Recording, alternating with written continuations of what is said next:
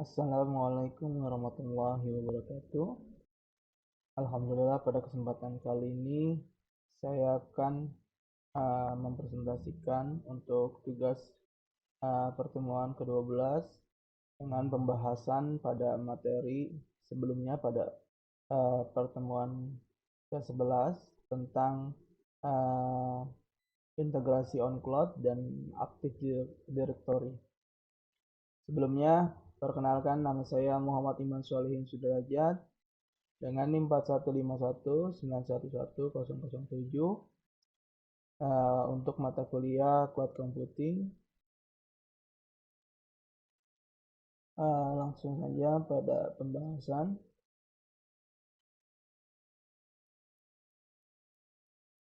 Cara integrasi on-cloud dan Active Directory. Nah, tujuan untuk membuat Active Directory adalah untuk on-cloud yang bertujuan untuk melakukan controller terhadap server on-cloud yang sudah dibuat yang sebelumnya. Nah, on-cloud sendiri integrasi on-cloud dan Active Directory sendiri itu adalah penyimpanan data on-cloud online dapat diintegrasikan dengan solusi manajemen identitas seperti aplikasi LDAP yang nanti kita akan install di dalam itu sendiri atau directory sehingga pengguna di LDAP atau Active Directory dapat muncul di daftar pengguna on-cloud kami. Pengguna akan mengidentifikasi kepenyimpanan data cloud online dengan kredensial LDAP atau Active Directory mereka. Dan tidak perlu membuat akun pengguna terpisah di penyimpanan data on-cloud online. Untuk mereka, kami masih dapat mengelola keanggotaan grup mereka di penyimpanan data on-cloud secara online, kuota dan izin berbagi seperti pengguna on-cloud lainnya. Nah, di sini ada persyaratnya. Persyaratnya adalah mengintegrasi autentikasi pengguna dengan LDAP atau Active Directory. Seharusnya satu harus memiliki server seperangkat lunak manajemen identitas LDAP atau Active Directory yang sudah siap dan sedang berjalan. 2. Anda telah menginstal penyimpanan data on cloud online. On-cloud Active Directory atau Authentication Setting. Nah, masuk ke penyimpanan data on-cloud kami sendiri secara online dengan akun pengguna dengan hak istimewa admin. Hal pertama yang perlu kita lakukan adalah mengaktifkan aplikasi backend group dan pengguna LDAP pada halaman market. Nah, di mana sebelumnya dimana kita buka online di web yang udah on-cloudnya udah terhubung di internet ya. Kemudian kita masuk sebagai admin. Kemudian ketika kita sudah masuk admin, kita klik file dan kita pilih yang bentuk keranjang market. Setelah market, kita cari namanya LDAP integration. Kemudian setelah kita ketemu, kemudian kita melakukan instalasi LDAP tersebut ya. Kemudian kita install, kemudian lanjut.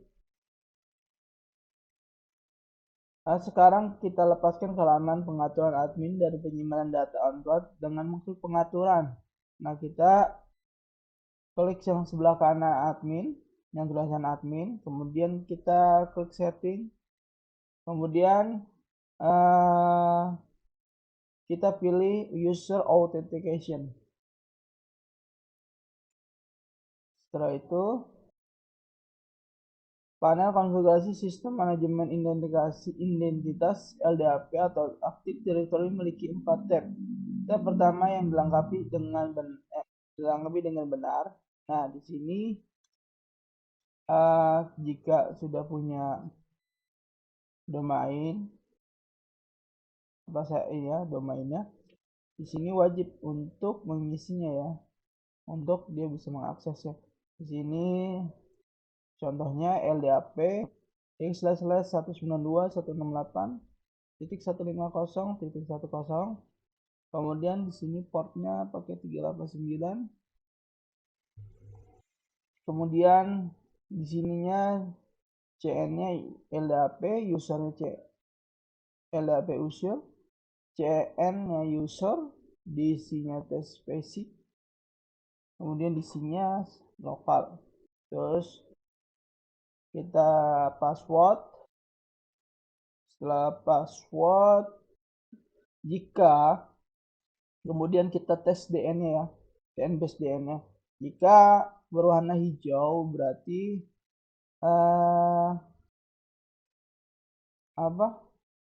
bisa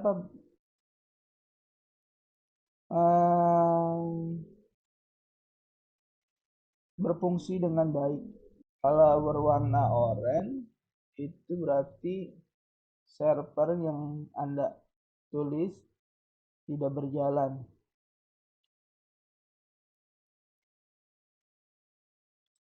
Kemudian penyimpanan data on-cloud secara online mencoba menentukan DN dasar sesuai dengan DN pengguna yang disediakan atau host yang disediakan.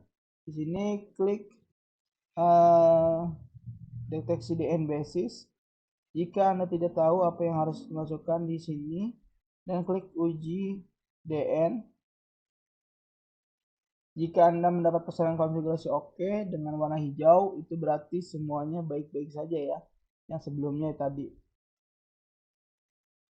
Terus lanjutkan untuk pergi ke halaman pengaturan berikutnya. Nah, pada ketuk pengguna pilihan grup directory aktif yang ingin diautentikasi dengan penyimpanan data on-cloud secara online, ini mengontrol pengguna LDAP mana yang terdaftar sebagai pengguna on-cloud di server online penyimpanan data di on-cloud kami. Kemudian klik verifikasi pengaturan dan hitung pengguna dan klik lanjutkan untuk pergi ke halaman pengaturan berikutnya. Kemudian pada tab login kita masuk ke tab login attributes. Kita dapat menentukan grup atau pengguna LDAP mana yang dapat login ke sistem online penyimpanan data cloud milik kita, dan atribut mana yang cocok dengan nama login yang diberikan, misalnya nama pengguna atau email LDAP atau alamat. Untuk menguji pengaturan memasukkan akun pengguna directory aktif di kotak test login name dan klik verify setting. Jika Anda mendapatkan pesan konfigurasi oke dengan warna hijau, itu berarti semua baik-baik saja, dan kemudian hanya lanjutkan untuk pergi ke halaman pengaturan berikutnya.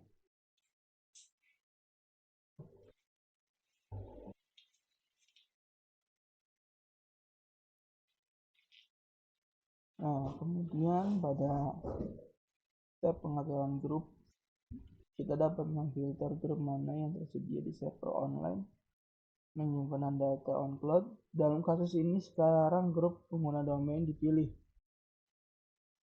Klik verifikasi setelah dan hitung grup untuk memverifikasi setelah di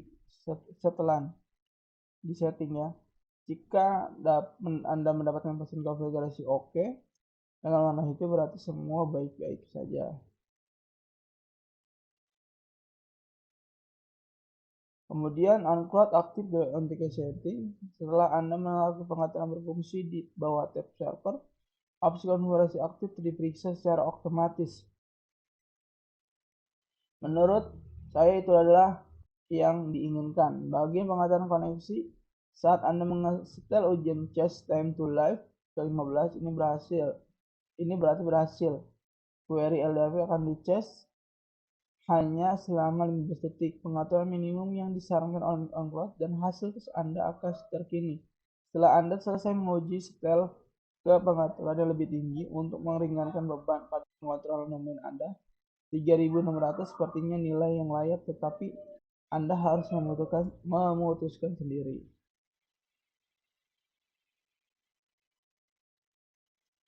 Nah, bagian pengaturan directory, kolom nama tampilan pengguna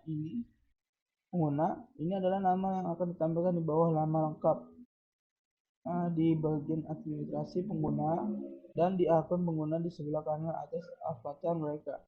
Yang disarankan pengguna display name sebagai nilai karena untuk itulah Pohon pengguna dasar OU yang mencakup semua pengguna yang seharusnya bisa masuk ke Anda dapat menggunakan lebih dari satu OU. Ini akan sangat berguna jika Anda memiliki hutan aktif hidrologi yang besar dan atau koneksi yang lambat, sehingga query LDAP Anda mahal dalam kecepatan.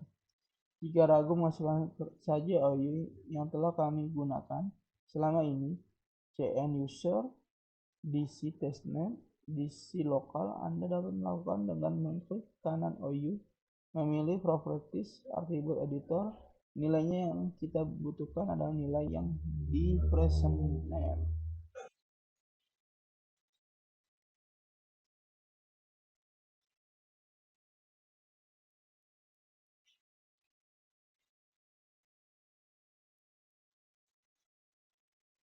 Grup display name feed. Cara grup Anda ditampilkan di OnCloud yang merekomendasikan CN pohon grup dasar.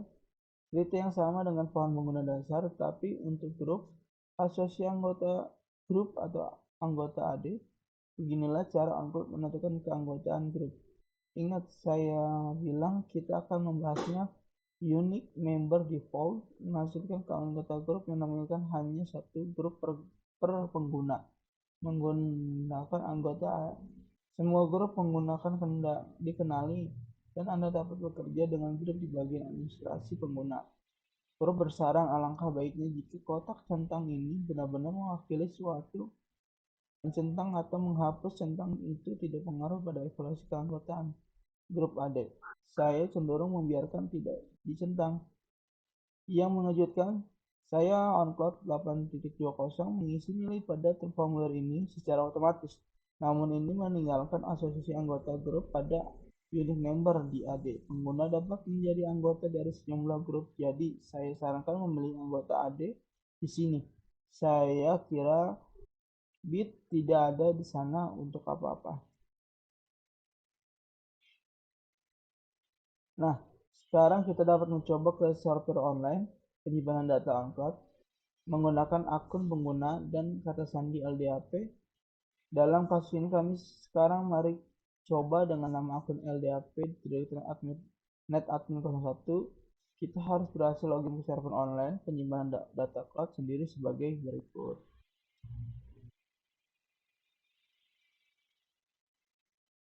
Oke, nah itulah integrasi OnCloud dalam mengaktif directory. Itu apa ya, menurut saya sangat berguna dalam OnCloud ini berguna untuk dipakai untuk perusahaan ya. Untuk skala kecil menurut saya sangat cocok, hanya karena bisa dikendalikan secara terkontrol dan aman ya. Jadi kita bisa mengontrol akun pengguna-penggunaan dalam satu admin, mana kita bisa membuat pengguna kita buat siapa-siapa aja nih, kita bisa ngontrol yang mengakses siapa bisa mengakses itu. Terima kasih atas kesempatan yang diberikan oleh saya pada tugas pertemuan ke-12 ini. Mohon maaf apabila ada kesalahan kata yang penjelasannya kurang jelas. Sekian dari saya. Assalamualaikum warahmatullahi wabarakatuh.